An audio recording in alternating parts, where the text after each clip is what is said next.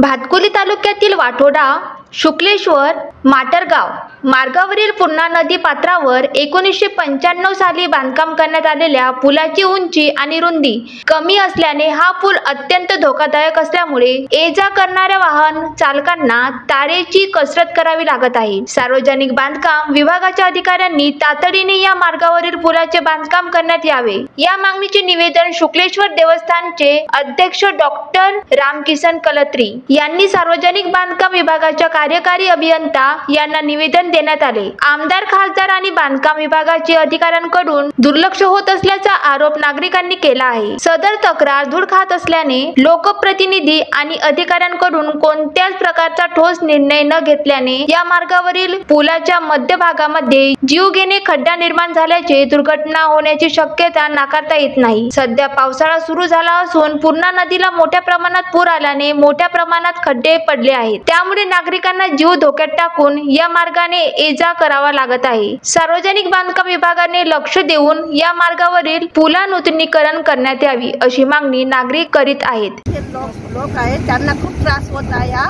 पूल आमचा वाठोडा शुक्लेश्वर खूप पूल बसलेला आहे आणि त्यामुळे खूप सर्व जणांना खूप त्रास होत आहे।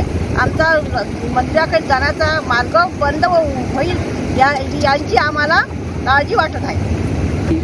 आमचे शेतीवाल्यांना यापासून खूप त्रास होत आहे। जाणारे ना बंडी जाणारे लोक आहे, शेतात जाणारे जे माणसं आहेत त्यांना खूप त्रास होत आहे।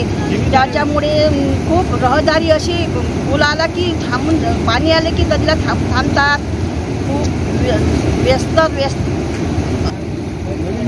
त्यांनी आमच्या ह्या वाठोडा शुक्लेश्वरचे नवीन पूल बनवण्याचा हा आम्हाला निश्चय आमची ही मागणी आहे तुमच्याकडे। Vidarbha city news, Bhatkuli.